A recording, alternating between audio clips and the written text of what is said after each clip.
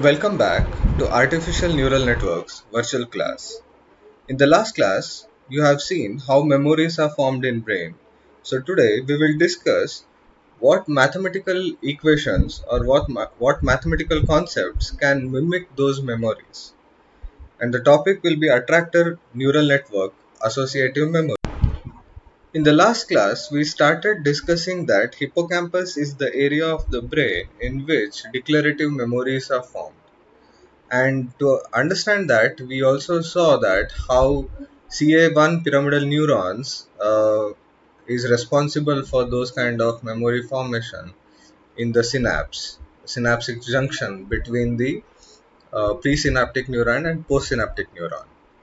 And then we also discussed Hebb's rule, where it tells that the presynaptic neuron fires the postsynaptic neuron continuously based on some stimulus, and if it happens over and over, there is some kind of growth or some kind of synaptic changes which will lead to long term potentiation or some kind of learning which happens there. So we also discussed long term potentiation, and then we also saw NMDA synaptic model, where we used where we saw the glutamate receptors responsible for opening of the NMDA channels and non-NMDA channels, and how the sodium influx and potassium outflux will change the potential of the neurons, and then the calcium influx will help in releasing more glutamate receptors, and how this will lead to long term potentiation. So you had a basic idea of how memories are formed in brain. So the bottom line is synapses, new synapses which are grown, or the same synapses will increase its strength by continuously firing from presynaptic neuron to postsynaptic neuron due to some stimulus, can lead to a long-term potentiation or a kind of memory. So now, and we also discussed about the properties of memories, where it is connectivity, and then associativity and specificity of the memories. So please go back to the last class video if you are not familiar with these concepts what we have discussed, and then start watching today's video, because in today's video we will be extending this biological model of memory into a mathematical or neural network form. Now we are going to discuss what memories are meant mathematically. On a superficial level, memories are minima of a Lyapunov function. Did you understand? Memories are the minimum point of a Lyapunov function. Then you should understand what is Lyapunov function, right? So you can see in the figure, the Lyapunov functions uh, are a class of functions which are scalar functions that may be used to prove the stability of an equilibrium of an ordinary differential equation. So this concept comes from a dynamical theory, which is the extension of control theory, what you have studied in your lower semester.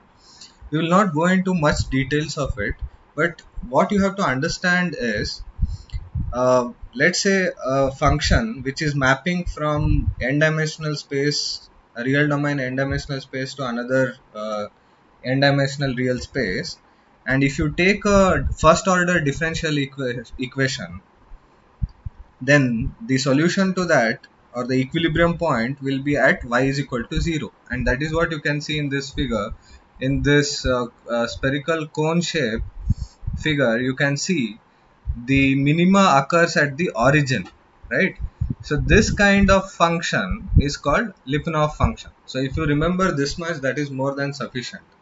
And these minimas are considered as memories in the neural network. Okay. Now, then what is attractor networks? Attractor networks are also a kind of neural networks though, but only difference now which comes is it can also be connected recurrently, whose dynamics settles to a stable pattern. Till now, we were discussing only feed forward neural networks where there was no connection, no feedback connections to the previous node or in the nodes in the same layer. So, from this module onwards, we will be seeing neural networks where there will be self connections to the nodes, or there could be a feedback connection to the nodes in the same layer or in the previous layers. Okay. An attractor network is a set of n network nodes connected in such a way that their global dynamics becomes stable in an in a d-dimensional space. Okay, so on a simple terms, you have to remember that attractor network is also a kind of neural network with having n network nodes. But now here the important parameter is the self state of that nodes is very important. Okay, so an attractor network, we usually have network state space and attractor space. A network state space is determined by the set of all possible node states. So till now we were not discussing what was the state of each node, right? We were interested only in the weights associated from one node to another node. But now we will be interested in understanding what is the state of that particular node. What are the possible set of states it can have by each nodes. Then what is attractor space? It is a subspace of the network state space that only includes points on an attractor.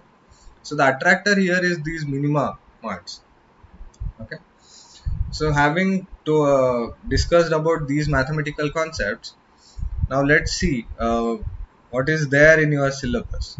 So your syllabus tells that memories are minima of Lyapunov function. In neural network dynamics, the state of network maps to a point on the Lyapunov energy spaces or energy surfaces. An attractor neural network falls to an energy state that represent the closest local minimum under the influence of the vector field. That is what you can see.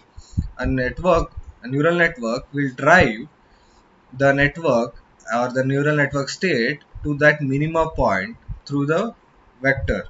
Now the vector could be the gradient which we are discussing. This vector is characterized by the structure of connections. Now this vector is characterized by the structure of connections, the weights, and the signal function.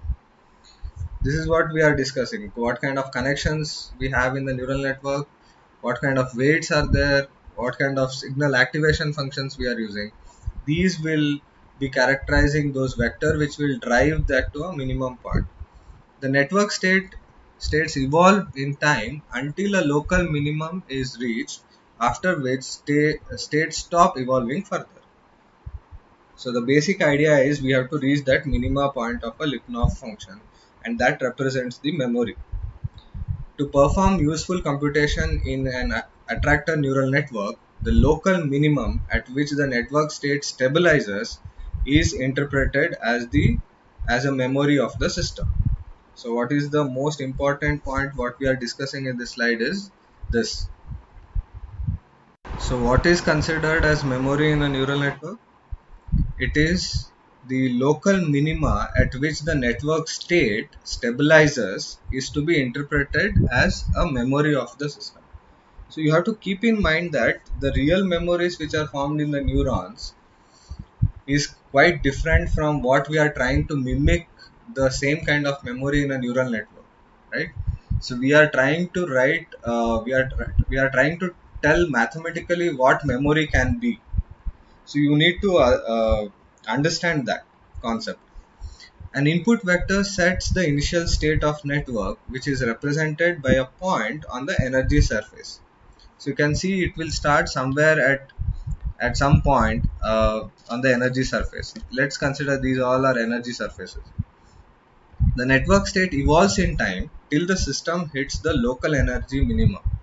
So it starts some. It's if you see the figure, It will start somewhere in the energy surface, a point on the energy surface, and the network keeps on evolving in time until it hits the local minimum.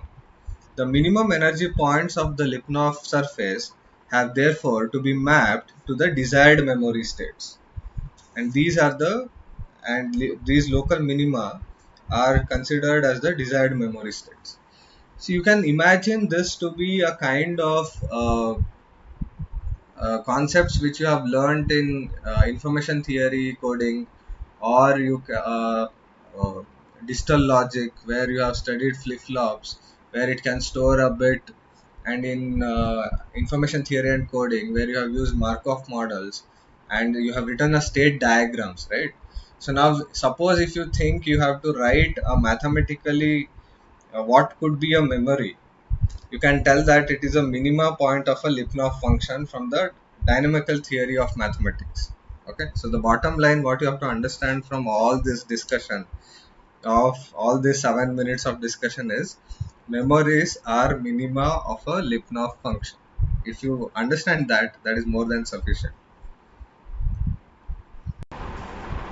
After understanding what is memory from a mathematical point of view, now we know that we humans always have associative memory.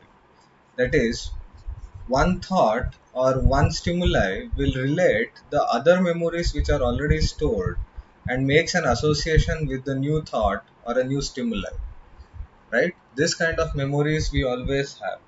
Now, how do we mimic those kind of associative memory?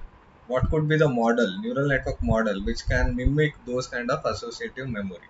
That is what we are going to discuss now. The associative memory model maps points from an input space into a fixed set of points in an output space. So if you see the figure, there is an input space X and there is an output space Y. So the associative memory just maps from the input space to output space. In a simple term, this is what the model is. Associative memories map data from an input space to data in an output space, that is, from unknown domain points to known range points. See, the output space is a known range points, and unknown domain points is the new things what you have in input space. The memory learns an underlying association from a training data set. So the memory learns an underlying association from a training data set. See, when you see something, for time being, it is an unknown quantity for you. But once it relates with those memories which are already formed, then the association happens, and you know where it should be mapped, right? You can think from this point of view. See, when you see something which is new, your brain automatically tries to compare it with already known things which is stored in your memory. So it is trying to map an unknown quantity with a known quantity, and that is what is being written in a mathematical form here. So now, how does this happen? In a simplistic terms, this can be done as shown in this another figure. Here, here we are talking about the matrices or the weights which already have the connection patterns. That means the weight already know how to map the input space to output space. The memory models considered in the present study have their origin in additive neuronal dynamics and are non-learning in nature. So for right now, we are trying to tell that these are already programmed. That means we already know the weights which know how to map from input space to output space. It means that the connection strengths are programmed a prior based on associations that are to be encoded in the system. No learning takes place during the operation of the system. So the assumption is we already know the mapping and it is already encoded in the weight matrix W. Sometimes such memories are referred to as matrix associative memories because a connection matrix W encodes a program association. Here, if you see the figure, the AI vector belongs to some n-dimensional space and Bi belongs to some m-dimensional space, as shown in the figure, which you can see that AI. So then the combination of AI comma Bi is one of the programmed memories. Okay, what is the programmed memory here? The layer or the matrix what you see, the combination of AI comma Bi is one of the programmed memories. Then the B suffix I is called the associant of AI. That means if you give AI as the input, then using those programmed memories, you will get Bi which is associated with the AI. That is what is being shown in this figure. Then presentation of some input vectors A dash produces an output response vector B dash. If A dash is close to some encoded association AI, then B dash that is generated should be close to Bi. We know that every time the same inputs may not come to our brain or even in this model. So if A dash is a vector which is very close to AI, then it will produce B dash which is also very close to Bi. So, see, if we give AI as the input to this matrix associative memory, then we get Bi. Suppose if A dash is very close to AI, then we should get B dash which is also very close to Bi, right? So then only we can understand the things which are very close to what we have already seen. So that is what is being told in this model. And we will solve some problem to understand this, where you will understand whatever we are discussing now in a proper manner when you see the problem how it is solved. Till now we discussed what is memory, and then we discussed what is associative memory model from the mathematical point of view, and now actually we are going to see how neural network can model the associative memories. So the figure what you are seeing is a simple associative memory generated by two-layer neural network. So you can see two layers, one input layer having different nodes and one output layer, and the connection between input layer to output layer is given by the weight matrix. So the input layer receives the input, and one which generates the output is the output vectors. The two layers are assumed to be connected through n cross m connection matrix, which is W. And this W is your mapping function or the weights which will map from your input to output. And this is simple feed forward neural network which we are studying from many months now. If all the neurons are assumed to be linear in the input and output layer, then for any input vector A that is presented to the network, the activation and thus the signal vector B of the output neurons can be written compactly in the matrix form B is equal to A transpose into W. This is what we are doing, which you know from the linear neurons. Here, the association of B with A is generated through the connection matrix W. This is an example of linear memory. So just now we saw that what is an associative memory model, which maps an input vector from an input space to an output vector in the output space. And that is being done in a simple two-layer feed-forward neural network, where we give an input vector, and using the connection matrix W, we map that to the output vector. And those W are your associative memory matrices. So this is very simple linear memory. Additional complexity can be introduced into the operation of the same network, two-layer neural network, by employing non-linear activation functions at the input as well as at the output. So if I say till now we were using linear activation function, and you know there are different non-linear activation functions like like the sigmoidal then tan hyperbolic, then probabilistic activation functions. By using those kind of nonlinear activation functions, we can increase the complexity. Then we can write B is equal to the activation function of A transpose into W, where we assume that the signal vector A is generated using nonlinear function of activations in the input layer. In this case, the memory is a nonlinear memory, right? So you are learning same neural network model, but only difference now we are looking the neural network from the memory point of view instead of training. So we are giving an input vector and we are going to get an output vector which is very close to the previous memories, and that association is encoded in the matrix connection matrix W. And then we discussed here what is linear memory and what is non-linear memory, and it all depends on the activation function which we are going to use. In the last associative model, memory model, we saw a two-layer network which was having only unidirectional connection. So now we are going to see where there could be a feedback connection from output layer to input layer. A further level of complexity in the operation of the same two-layer network can be introduced by incorporating a feedback as shown in figure A. So see the figure A where there is a connection, feedback connection from output layer to input layer.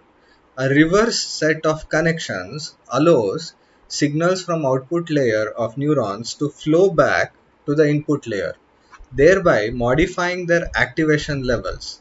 This introduces dynamics into the network operation. So even if you remember, the feedback is very important, not only in neural networks, even in other subjects where you have studied the role of feedback in linear integrated circuits, in control systems, in other aspects, even in the formation of memory. For example, in flip-flops, you have seen the role of feedback. So feedbacks are very important, and it introduces the dynamics of proper formation of complex memories. And these kind of memories which you see in figure A are also called as heteroassociative memories. Now what about figure B? In figure B, a single layer of neurons feeds back to itself through a single set of connections, generating auto-associative architecture.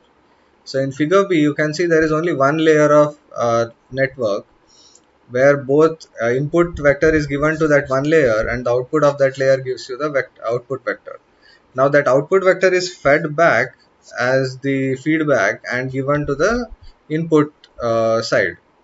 So this kind of connection is called as auto-associative architecture. Whether the system is auto-associative or hetero-associative, the memory of the vectors that are to be associated is stored in the connection of the network. So the connection matrix W is the one which stores those vectors which are to be associated with the memory formation or the map associative memories. Associative memory models enjoy properties such as fault tolerance, and when they are auto-associative, they are capable of solving pattern completion problems. So the advantage of auto-associatives are they can be used for pattern completion problems. So when we go further, when we study Hopfield networks and recurrent neural networks, see this becomes the foundation for all those networks. And to tell you the application, today we see a lot of speech processing and voice recognition system. Most of them are built on recurrent neural networks where the role of this feedback and memories are playing very important role.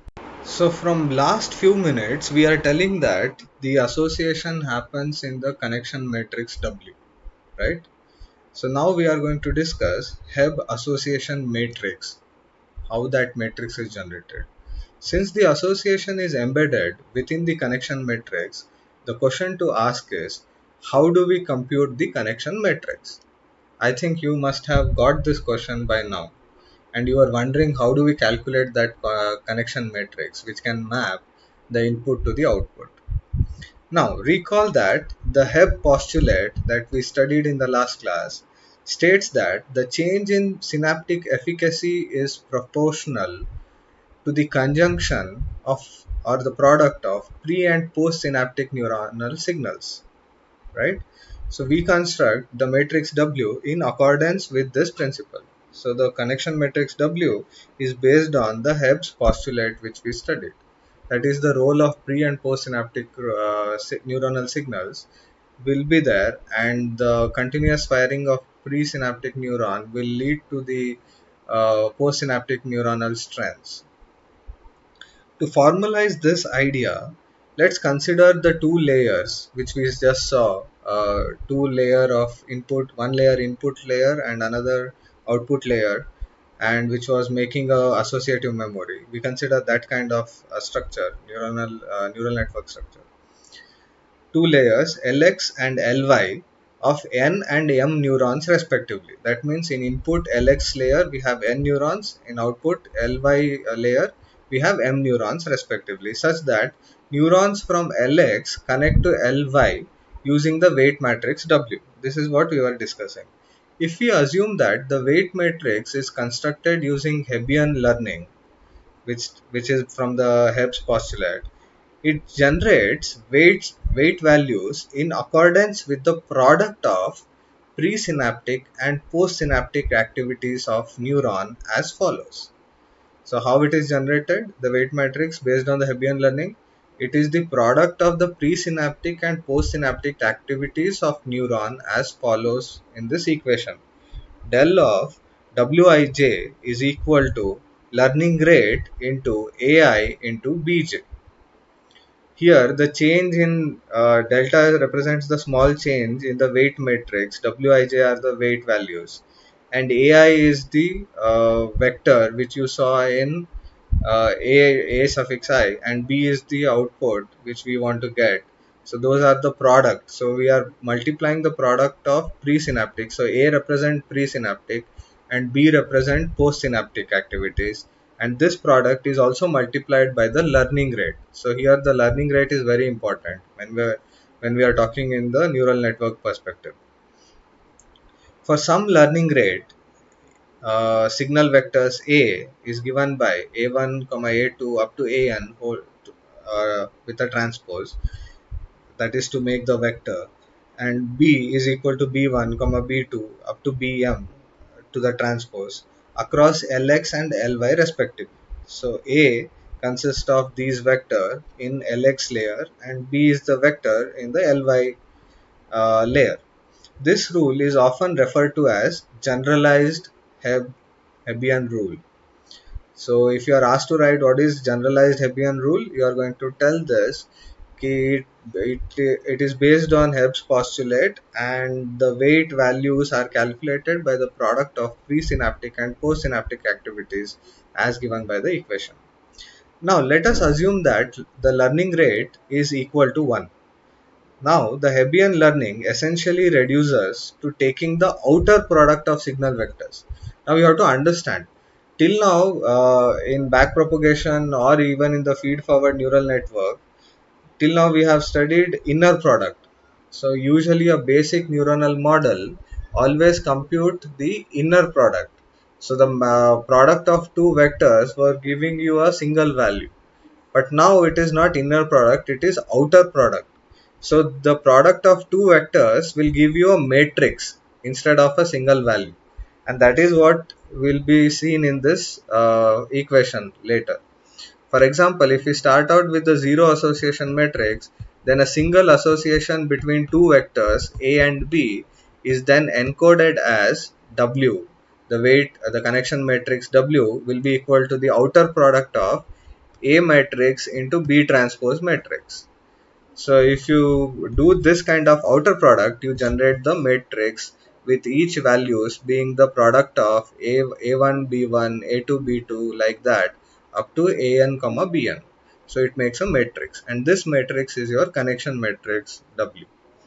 The Hebb conjunctional learning rule should be clear from the matrix. So this is how the connection matrix is generated. I think now you got the answer. So it is generated based on the product of presynaptic and postsynaptic neurons, which are given by the vector A and B. The weight Wij that connects a neuron I of Lx to neuron J of Ly is the product of the respective signals Ai and Bj of both the neurons, and the association of A, B is thus encoded into the matrix.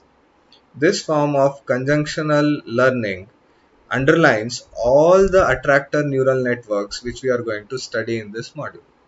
So this is the most important topic. If you understand this, only then you will understand all the models which we are going to learn, which comes under attractor neural networks. So basically, how this connection matrix W is generated, it is the connection from I neuron of layer Lx to J neuron of Ly by doing the product of their respective signals, that is presynaptic and postsynaptic activities. I hope this is clear. Now that we have understood how to calculate the connection matrix W, let us consider a simple case of linear associative memory. So to keep the discussion simple, we will work with linear neurons. That means in both the layers Lx and Ly, the neurons are linear neurons whose activation function is linear. Assume that a single association A, B has been encoded into the connection matrix W. That means that we have only single vector A and single vector B, and there is an association of A to B by the connection matrix W. Then from the last equation which we know, then the outer product W will be equal to A into B transpose. If we present the vector A to Lx, then the activity that develops across Ly is given by B dash of transpose is equal to A transpose into W. See, now we are giving A to Lx, and W is the one which connects from A to B, that is Lx to Ly. So A transpose will be multiplied with the W. But what is W now? W will be equal to A into B transpose. So substituting A into B transpose into W in the equation, we get A transpose into A into B transpose. Now you know that A transpose into A will give you the norm square or the magnitude square. So this will lead to magnitude of A square or norm square into B transpose. So if you give A transpose as the input vector, we are supposed to get B transpose but with the product of magnitude of or the norm square of that. That is why it is called B dash transpose. The output vector that is recalled across Ly is a scaled version of B, right? So we were expecting B. B means the B transpose. So B transpose is taken to make it as a column vector or to make the row vector. So the transpose is just to change from column to row vectors. So we were expecting B, but we got the scaled version because of the magnitude square of A multiplying with that. If the vector A is normalized, then the recall is exact. That means if we make the magnitude of A as 1, then if we give A vector, we will get the B vector. So the associate B is called the associant of vector A. So we wanted to get the B when we send A in the input layer Lx. And that can happen, then the recall can be exact only when we normalize the vector A.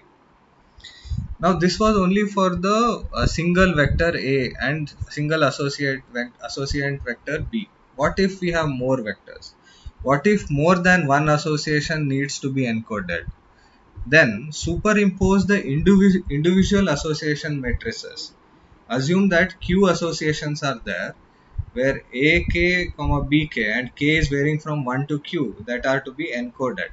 Then the resulting connection matrix is just given by W is equal to summation k is equal to 1 to q AK into BK transpose. This is nothing but the product of outer product of individual vectors AK and BK transpose. And this figure you have seen in the last to last slide where you saw many matrices in parallel. where each one of them was written as A1 B1, A2 B2, A3 B3, like that. Now, a special case arises if the vectors AK are orthonormal. See, the orthonormality you already know from digital communication second module, where you have calculated the basis vectors and all. The Gram-Smith generation of mapping vectors. And in simple terms, orthonormal is nothing but orthogonal. The vectors has to be orthogonal as well as whose magnitude should be unity, which is shown in this equation. And you already know about orthonormal. Now, if a special case arises when the vectors which we are choosing A, which has fed as input, is orthonormal. In such case, when an association AI, which is orthonormal, is presented to neurons in the layer LX, a forward pass through the network yields a vector B dash, which is exact. And you can see that from this equation. So AI transpose is multiplied by the W, and W is given by this summation K is equal to 1 to Q AK into BK transpose. So substituting that here and multiplying with AI transpose, and then by doing further simplification, we can show that it is equal to magnitude of AI square into BI transpose plus 0, because product of AI transpose AK, where A and K are different, will always lead to 0 due to orthonormality principle. So now, and because the magnitude is 1, magnitude of AI square will also be 1. So we have got just BI transpose. So by sending AI, we are getting exact BI. So in the last case, we told that we need to normalize. So if we normalize that from the principle of orthonormal, we get the exact associant of AI. Now the recall of the encoded associant BI is perfect. Such associative memories are called orthogonal linear associative memories, in short OLAMS. So when we use orthonormal input vectors, we get perfect associant BI, and it is called orthogonal linear associative memories. To understand the beauty of this concept, when we solve a problem in the next slide, you will understand what exactly we are talking, how orthonormal will help you to get the exact associative memory which is associated with AI. After understanding a special case where if we use orthonormal input vectors, we get orthogonal linear associative memories, we will solve a problem to understand the concepts properly by solving a problem.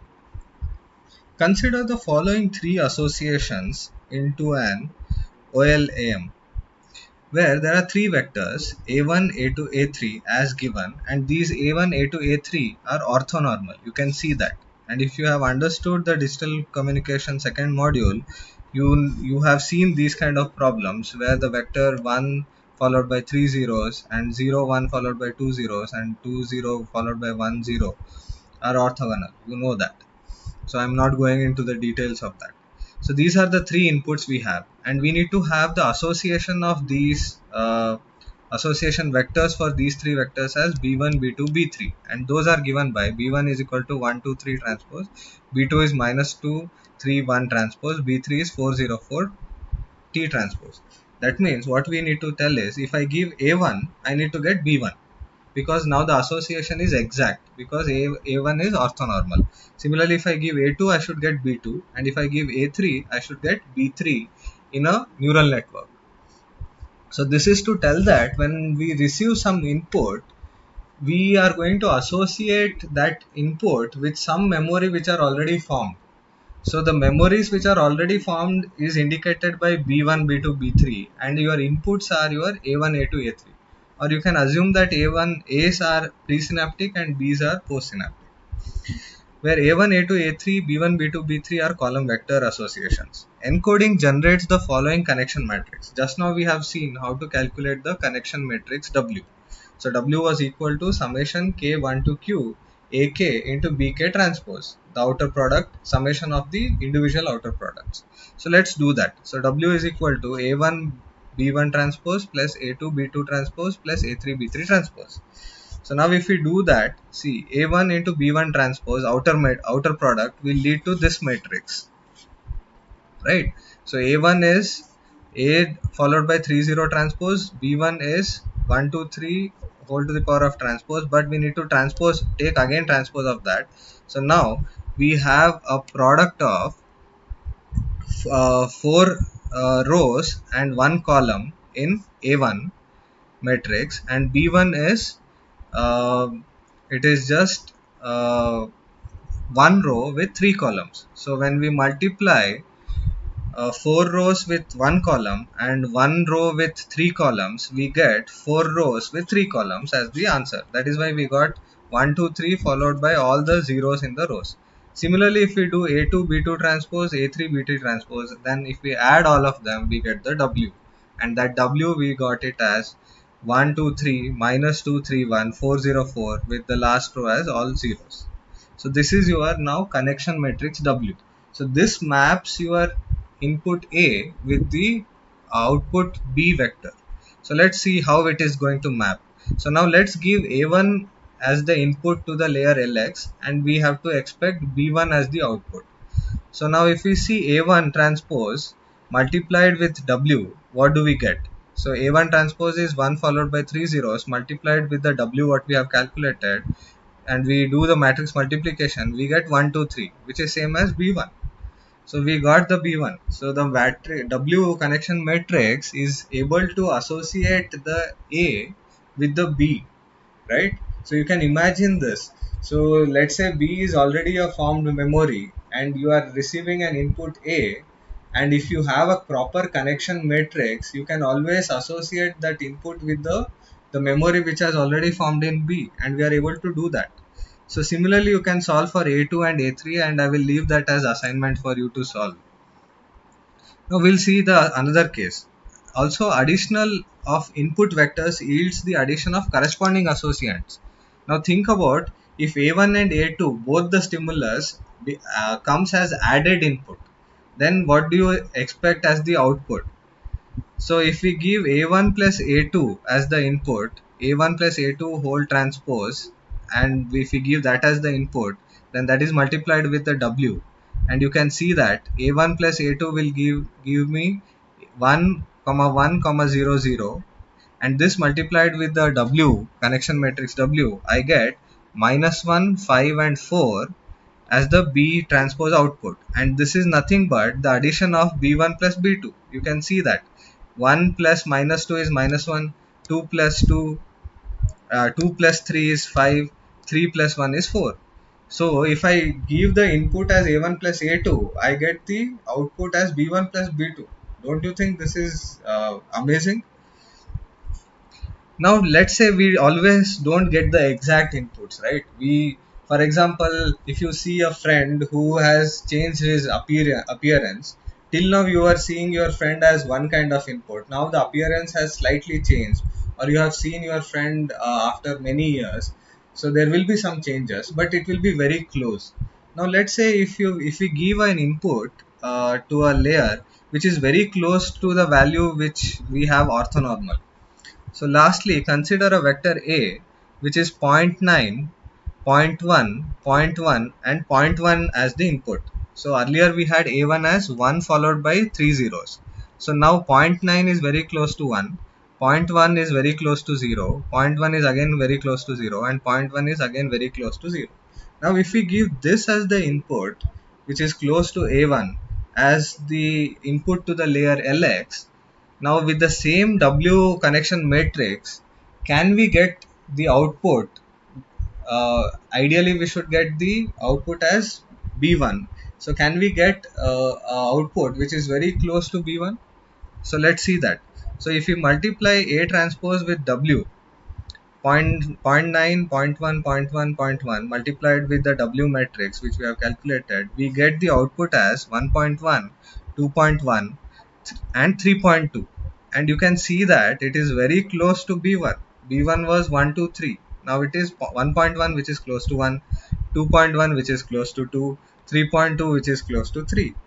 So you have got which is very close to B1. So now that is why you can recognize, even there is a slight change in your input, you can associate that input with the memory which was already formed. So don't you think this problem is very realistic to what kind of associative memories we form in our brains?